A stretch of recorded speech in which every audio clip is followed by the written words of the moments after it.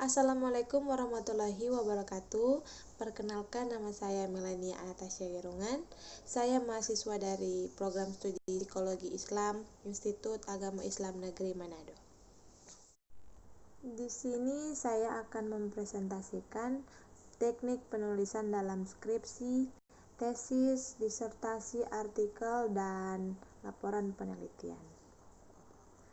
Teknik penulisan skripsi, tesis, disertasi, makalah, dan laporan penelitian memiliki 3 alternatif, yaitu alternatif pertama, peringkat judul bab dan subbab dinyatakan dengan jenis huruf yang berbeda, cetak miring, dan letaknya pada halaman, dan bukan dengan angka.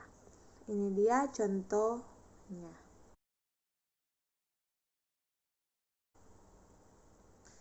Alternatif kedua, penulisan judul bab yang berperingkat 1 dilakukan dengan cara yang sama dengan alternatif yang pertama, yaitu ditulis dengan huruf besar semua, bold, dan ditempatkan di tengah. Peringkat selanjutnya dinyatakan dengan angka. Ini contohnya.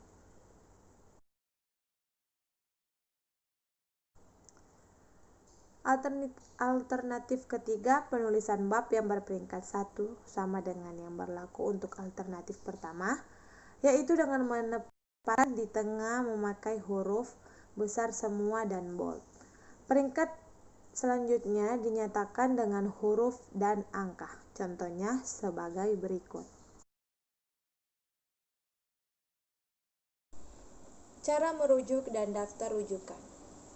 Cara merujuk kutipan langsung. Ada yang pertama, kutipan kurang dari 40 kata. Kutipan yang berisi kurang dari 40 kata ditulis di antara tanda kutip sebagai bagian yang terpadu dalam teks utama dan nama penulis, tahun, dan nomor halaman. Nama penulis dapat ditulis secara terpadu dalam teks atau menjadi satu dengan tahun dan nomor halaman di dalam kurung. Yang kedua, kutipan 40 kata atau lebih. Kutipan yang berisi 40 kata atau lebih ditulis tanpa tanda kutip secara terpisah dari teks yang mendahului. Ditulis 1,2 cm dari garis tepi sebelah kiri dan kanan dan diketik dengan spasi tunggal. Nomor halaman juga ditulis. Yang ketiga, kutipan yang sebagian dihilangkan. Apabila dalam mengutip langsung ada kata dalam kalimat yang dibuang, maka kata-kata yang dibuang diganti dengan 3 titik. Cara merujuk kutipan tidak langsung. Kutipan yang disebut secara tak langsung atau dikemukakan dengan bahasa penulisan diri ditulis tanpa tanda kutip dan terpadu dalam teks. Nama penulis, bahan kutipan tersebut terpadu dalam teks atau disebut dalam kurung bersama tahun penerbitannya.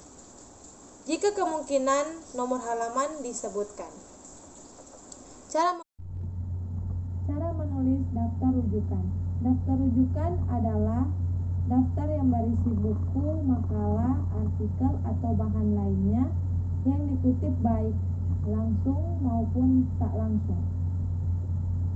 Bahan-bahan yang dibaca akan tetapi tidak dikutip tidak dicantumkan dalam daftar rujukan, sedangkan semua bahan yang dikutip secara langsung ataupun tak langsung dalam teks harus dicantumkan dalam daftar rujukan.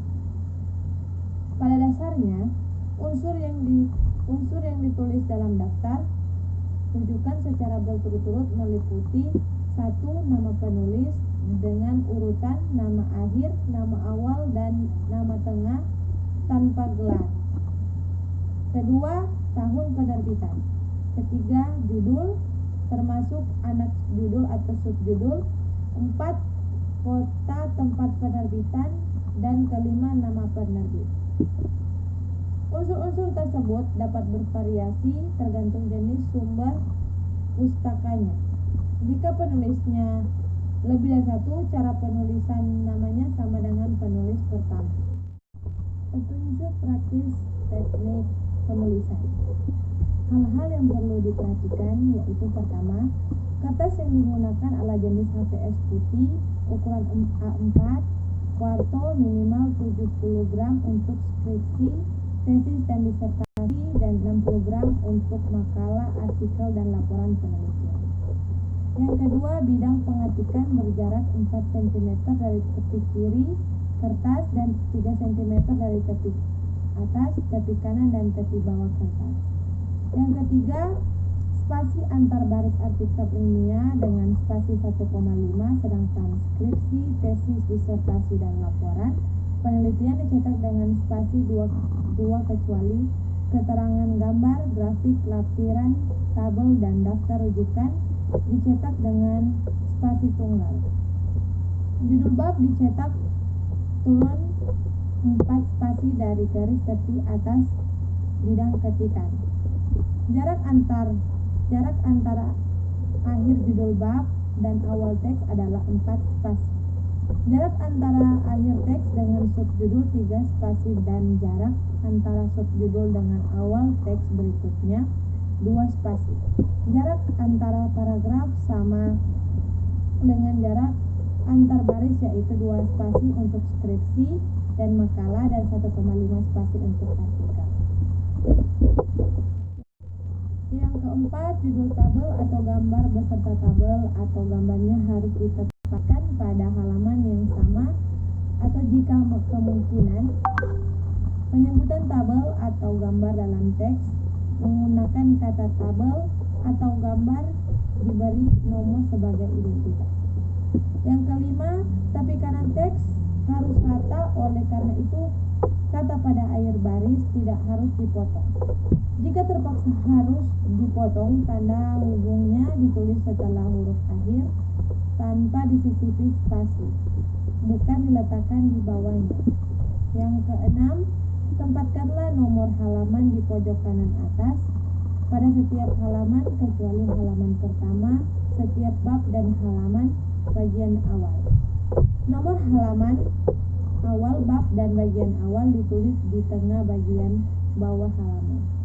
Yang ke-7, semua nama penulis dan dalam daftar rujukan harus ditulis walaupun penulis yang sama memiliki beberapa karya yang dijadikan acuan dalam teks.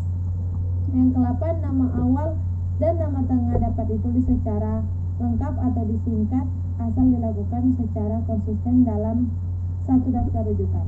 Yang ke-9, daftar rujukan hanya berisi sumber yang digunakan sebagai acuan dalam teks dan semua sumber yang dikutip harus ditulis dalam daftar rujukan. Hal-hal yang tidak boleh dilakukan yaitu yang pertama, tidak boleh ada bagian yang kosong pada halaman kecuali jika halaman tersebut merupakan akhir suatu bab. Kedua, tidak boleh memotong tabel menjadi 2 bagian jika memang bisa ditempatkan pada halaman yang sama. Yang ketiga, tidak boleh memberi tanda apapun sebagai pertanda berakhirnya suatu bab. Yang keempat, tidak boleh menempatkan judul subbab dan identitas tabel pada akhir halaman.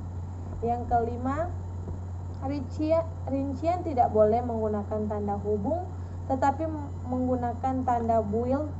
Ukuran besar kecil build yang digunakan disesuaikan dengan ukuran yang mengikutinya. Rincian diletakkan di tepi kiri terpisah 1, tentukan dengan huruf mengandung pengertian langkah-langkah atau prosedur. Yang keenam, tidak boleh menambahkan spasi antar kata dalam satu baris yang bertujuan meratakan tepi kanan. Yang ketujuh, daftar rujukan tidak boleh di kaki halaman atau di akhir setiap bab. Daftar rujukan hanya boleh ditempatkan setelah bab terakhir dan sebelum lampiran-lampiran jika ada. Lebih dan kurangnya presentasi dari saya mohon maaf dan semoga apa yang saya presentasikan bisa dapat dipelajari. Terima kasih. Assalamualaikum warahmatullahi wabarakatuh.